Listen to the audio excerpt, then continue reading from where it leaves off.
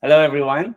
I'm Amir, and it's fantastic to see some familiar faces after years. I just saw some very good friends here. I'm excited to share this with you, and this is the right time. So, what I'm going to talk about today is um, large language models. Are they real? Are they hype? And how we can use them, what should we pay attention to if we want to build something useful with them. And I'm going to be very pragmatic about it. I'll tell you what exactly I mean by pragmatic. I'm heading up data science and AI at Arteria. And what we do is we are using similar techniques and similar science and engineering that I'm showing you here to make documentation easy by making any unstructured data understandable, searchable, and we convert unstructured data to knowledge graphs, basically. And then we take that and we enable the users to use it for making recommendations, for reasoning on it, and using it to create documents and to do difficult things that are difficult for humans, and they don't need to be difficult for humans in 2023.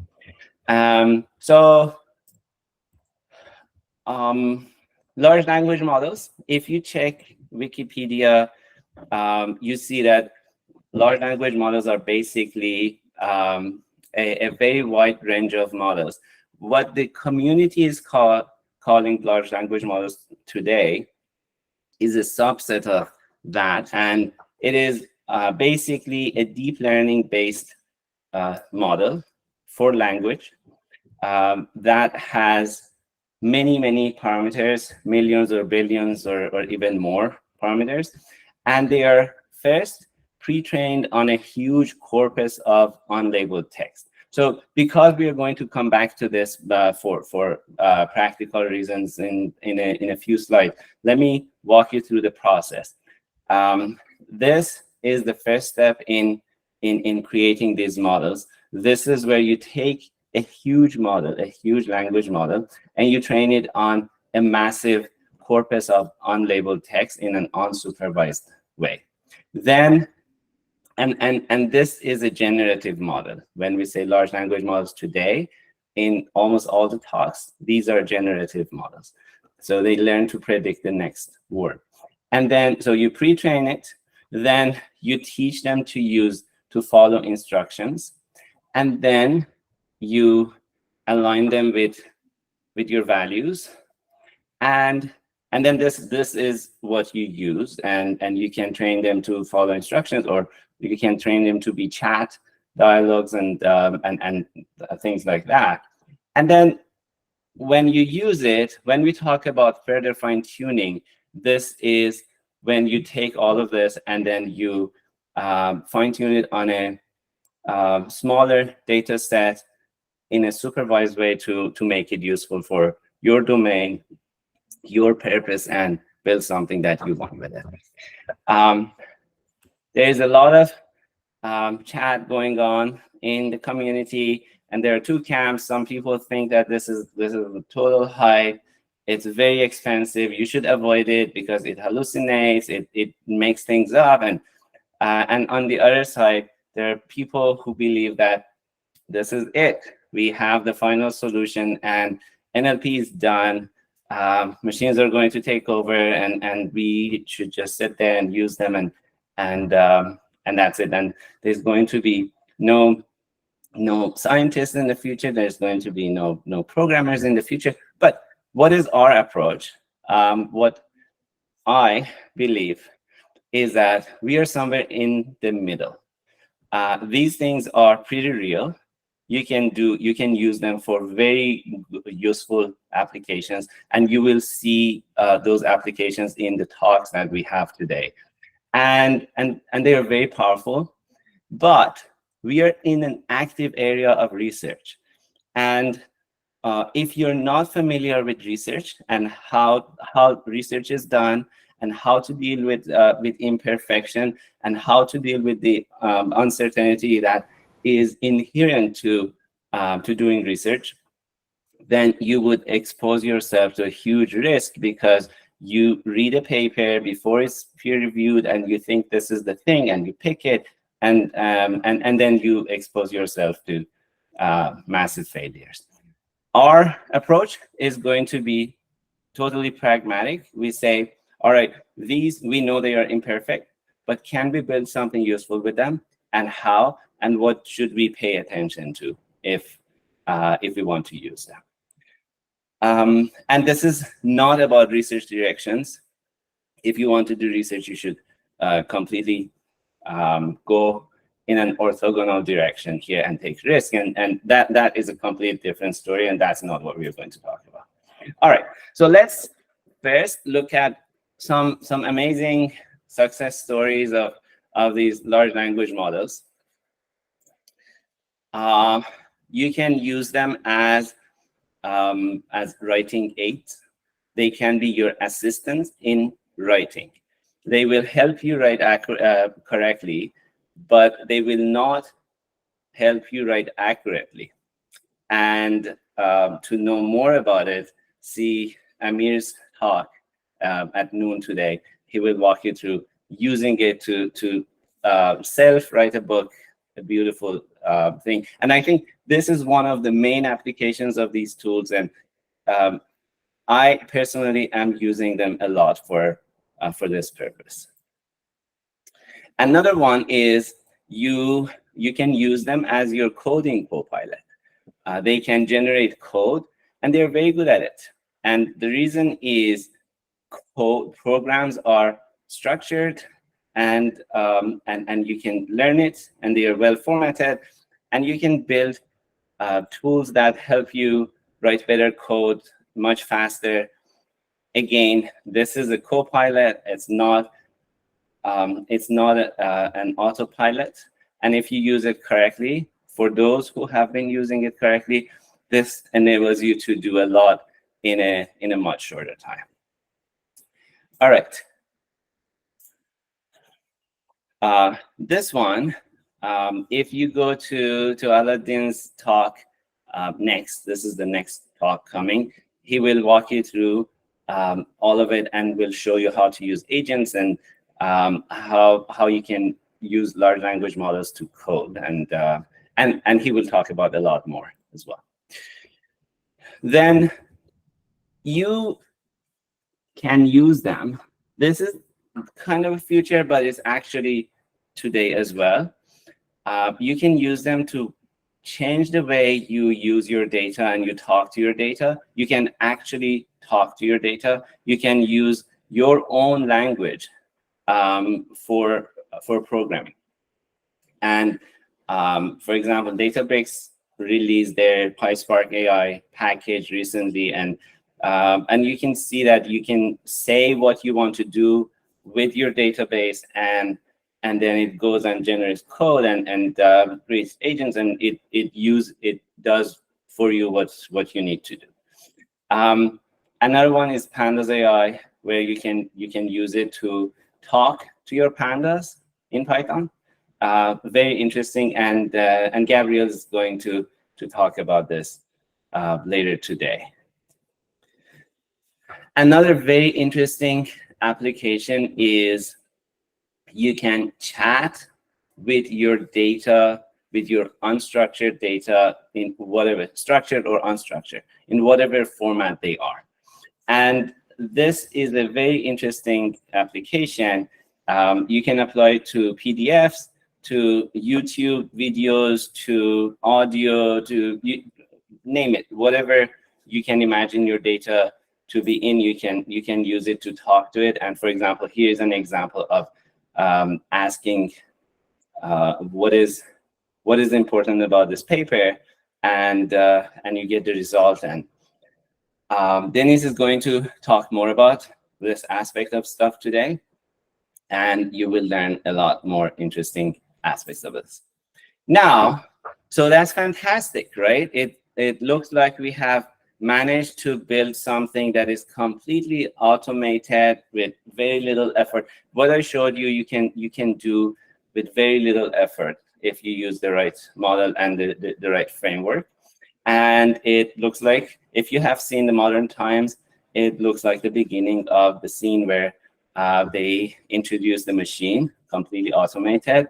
But then, if you have been reading the news, you see things like this, that Meta releases Galactica, and then it has to take it down after only 3 days. Well, then Google releases Bard, and then the shares fall. And more recently, lawyers use ChatGPT, and then interesting stuff happens, and they have to defend themselves. And now, so suddenly it looks like the machine that we thought was working perfectly is not perfect. And the question is, what happened, and what is going on with this? I want to talk about this, the first thing, and then hopefully everyone will agree quickly, and then we can move on to the next stuff. What happened here is called hallucination, and apparently there is a better word for it, confabulation, which is a more psychological term. These models are prone to making things up.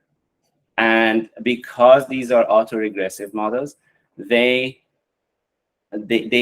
generate sequences that sound that sound like perfect English, but they are factually wrong.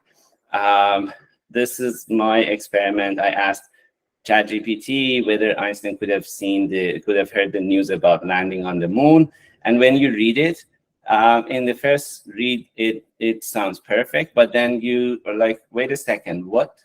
And then you read it again, and you see that this is actually factually wrong. Well, maybe it's because they don't have access to the internet. What if we give them access to the internet? So I used u.com, and I asked about myself. The model knows about me, Iranian American astrophysicist. Okay, close. That's good. Worked on CMB, but gets everything else wrong. So where I worked and what I did, and it thinks that I won a Gruber Prize in cosmology in 2018. I wish it was true, but unfortunately, it's not. So these might have fixed by now. If you try it again, it may not give you the same answers, but that's not the point. What I want to show you is that these models can make things up, and this is a known fact, and it's because of the nature of these models, and we should be aware of it. And when we build something, we should take that into account. All right, so the first rule is, if you're going to use it, make sure that you minimize your exposure to the impact of hallucination. And there are ways of doing that. This is an area of research is very active, and there are tools and ways of doing it. We don't have time to go into it, but you should be aware of it. If you compare it with the self-driving cars, we are around here. So we have things that work, and they are very powerful and very promising, and you can actually use them, but you cannot put it on autopilot completely, or they will drive you into a plane, and they will, you will be damaged. And the right way of using them is to make sure that you put guardrails around them, and you put humans somewhere, or you put fact checking, or again, other ways. But we're around here, and it's very promising. All right, now, instead of talking about rules and do this, and you're missing out if you're not doing these 15 things, and useless conversations like that, let's build a framework of thinking that would help us think about large language models and figure out what to do, when, and how. So the first question is, do I really need a large language model to solve my problem? Well, the first thing to try and to be very honest with yourself about is a large language model actually solving my problem? And by solving, we mean, what is your desired metric? Take it and run it on your task, experiment with it. This is a machine learning solution, and we know how to use machine learning solutions. So take it and do an honest statistical benchmarking on your use case and see if it solves your problem. And when you do it, when I say use it, I mean take it, use it zero shot, or with in-context learning. And then if you have to do fine-tuning, then think about it and ask yourself, do I really have to do fine-tuning, or can I do better prompting and in-context learning to get the best out of what I have? The second one is, okay, if it solves my problem, can I really take it to production? And we will talk about taking things to production, because these are massive beasts. These are huge, and there are considerations when you think about taking these to production. Then think about how flexible you are, how much money you have, okay, and how much money you're willing to spend on the cost of inference. Let's say you're not training or fine-tuning, but the inference cost could be very high, and you should be aware of it, and you should have a good idea about what you want to spend on. And how flexible are you about latency? Are you going to use them for sub-second use cases? Well, that's a different story. Or can you, if you're writing a book with it, you will be fine waiting for even 5 minutes for it to generate stuff for you. And how bad would it be if it starts making things up? Do you have the guardrails in place, or are you exposing yourself to huge risk of failure? And now, how to answer these questions is actually very easy. We are in 2023. Thanks to Hugging Face, you have access to a lot of these large language models. The open source models are available to you. You can go there, call them, use them to solve your problem and experiment with them. And you don't need anything else. Basically, you just need to know how to load them and use them for zero shot or in context learning. Something very useful that I recommend to everyone is GPT for All. This is a tool that I have it on my machine. I use it a lot, and also you can pip install it and use it for a lot of your prototyping and experiments. And all the enterprise solutions, they have playgrounds. They give you free access to their stuff, so you can go there and experiment with it, and quickly get to the bottom of this question: does it solve my problem?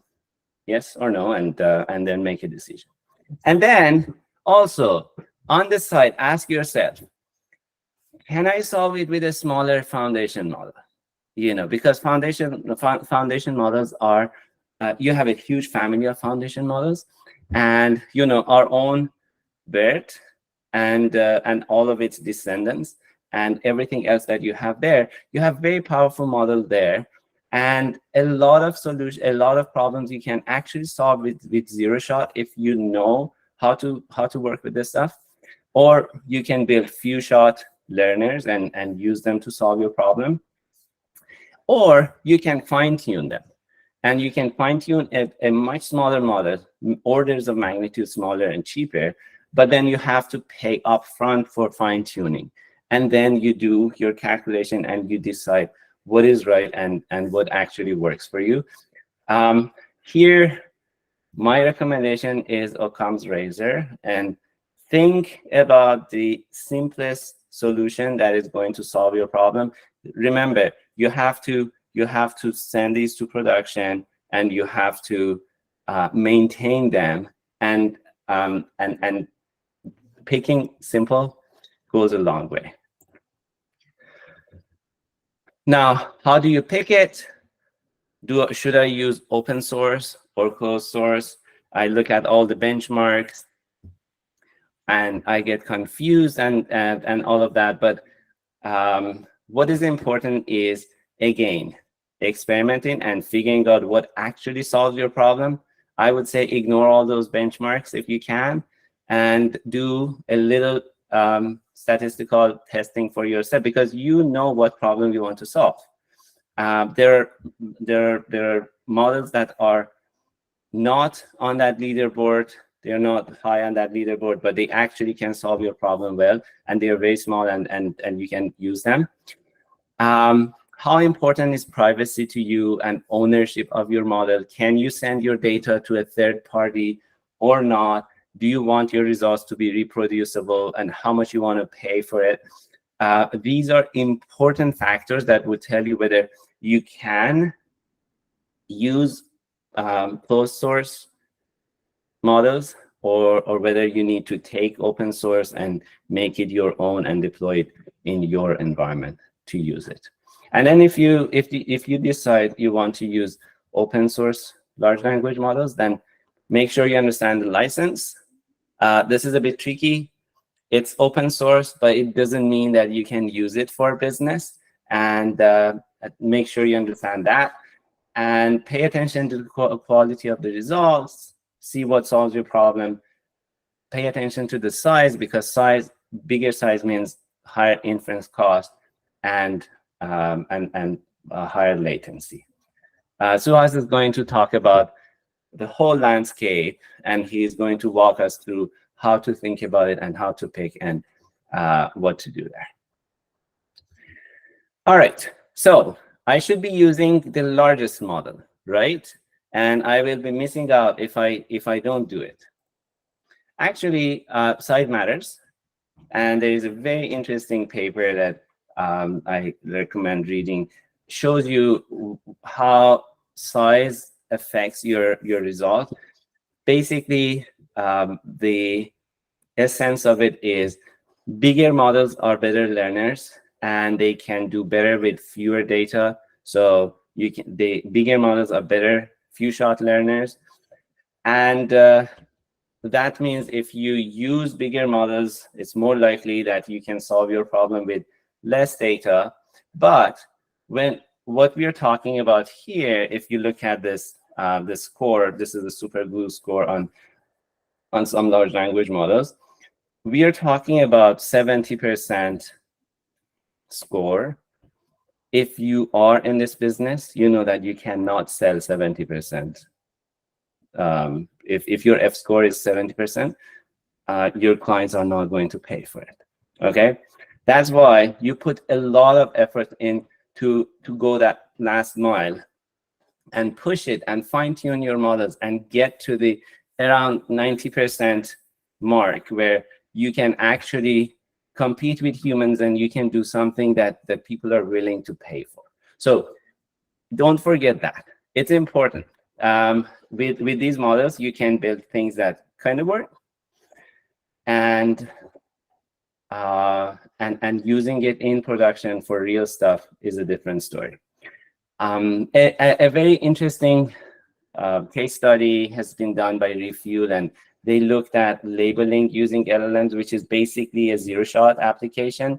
The reason I'm showing it here is to show you that, look, FLAN-T5 is actually a tiny model compared to these massive models. And if you look at how it is doing, it's actually doing pretty good.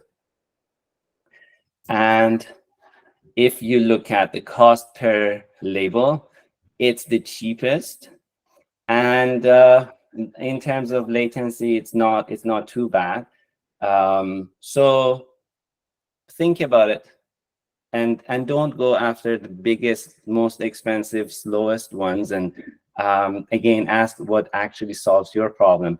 And again, when you think about benchmarks, use them with care, because first of all, what has a high benchmark on the leaderboard doesn't necessarily mean that that's the best thing that solves your problem. And evaluations for large language models, we're still learning about it. We are still there's an active area of research doing that. And also, if a model is closed and they are not telling you what they have been what they have used to train the model, and your benchmarks are available on the internet, just think about it that the benchmark data might have been used in training of these models. Okay, so again, test, figure out for yourself. When you deploy the stuff,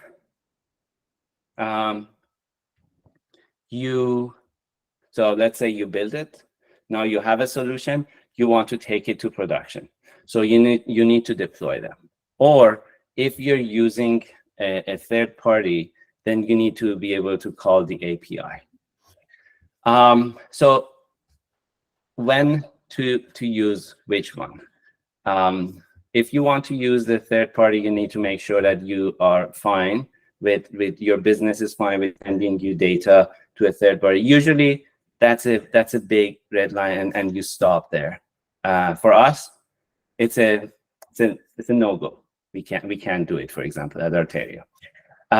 So then what you need is to build your own MLOps team, and then you build you optimize your pipeline and you optimize your models. The second one is very important. Taking a model in its raw form and deploying it is fine, but it's not the best you can do. You can get much better latency, much better cost if you do deep learning engineering on your models and quantize them and tune them and use sparsity and GGLM. There's a lot you can do there, and there are good ways of using and deploying these models.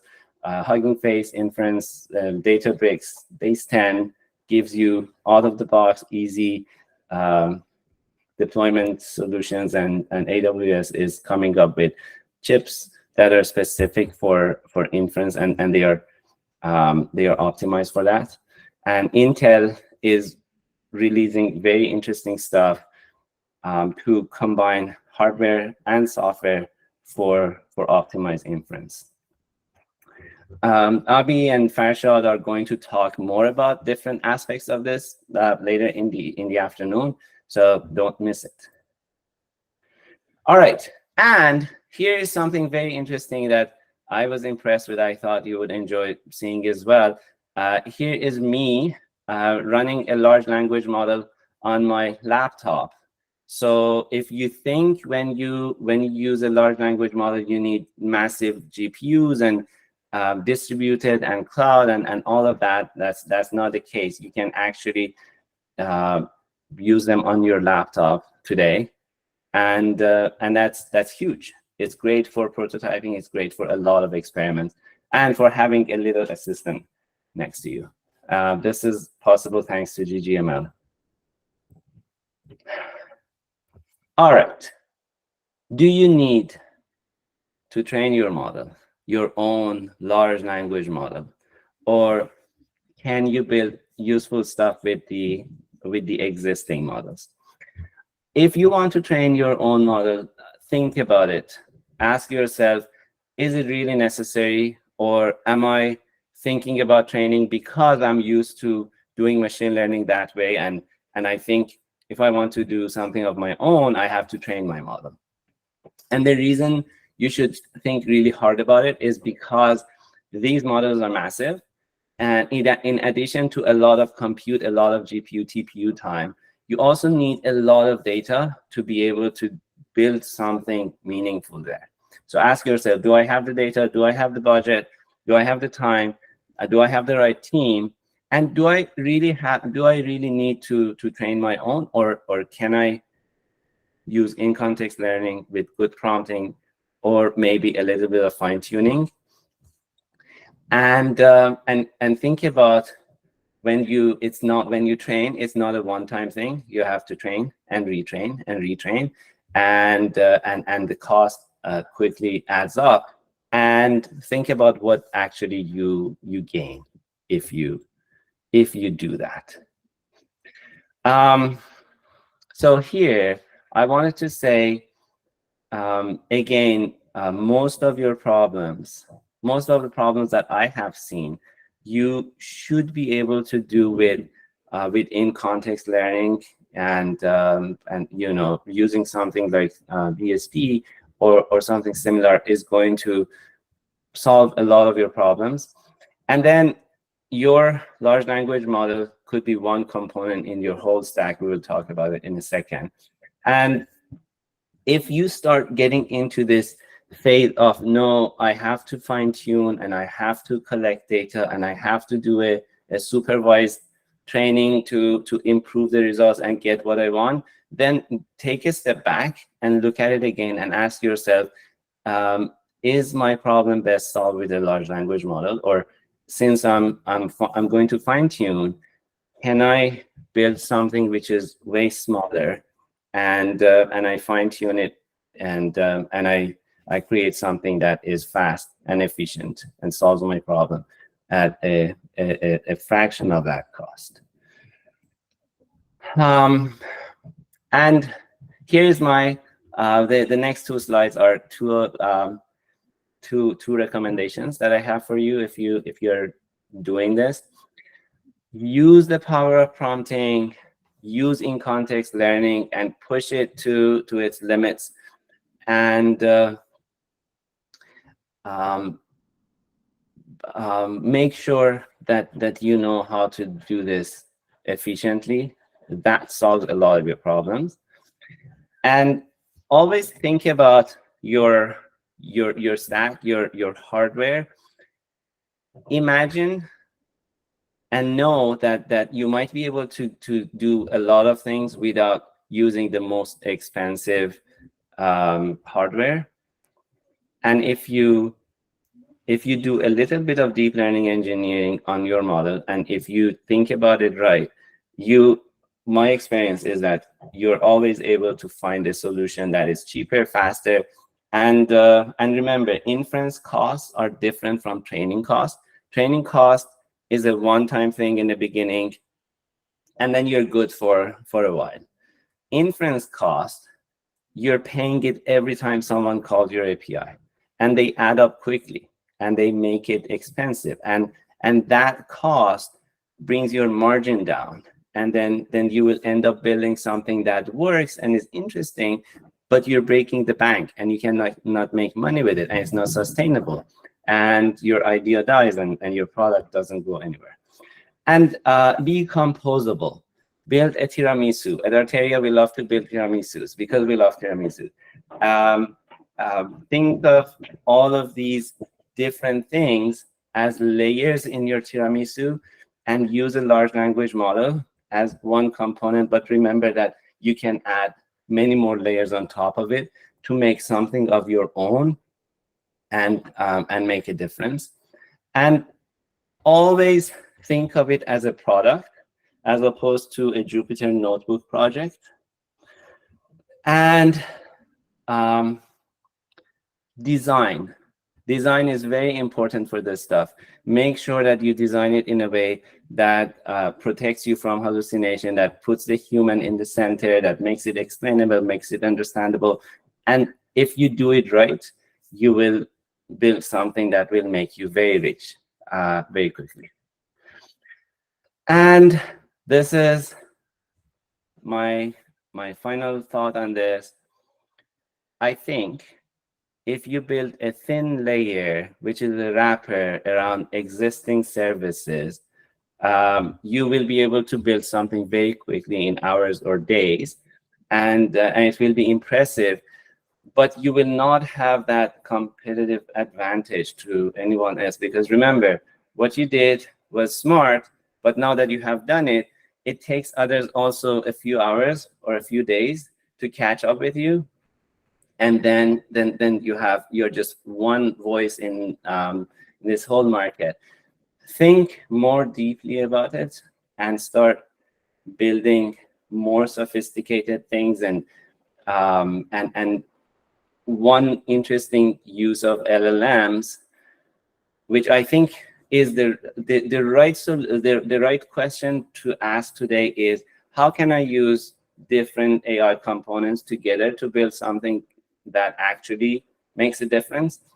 Not whether I should use LLM or I should not use LLM. This is another flavor of machine learning models, and they can be combined with other things. You can build chains with them. You can use them as agents, and you can combine with your, let's say you have your best named entity recognition model that is better than everyone else in the world.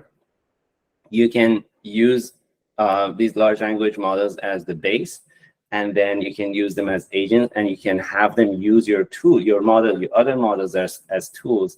And then you can see that you quickly start building things that are sophisticated and are very difficult to beat and compete with.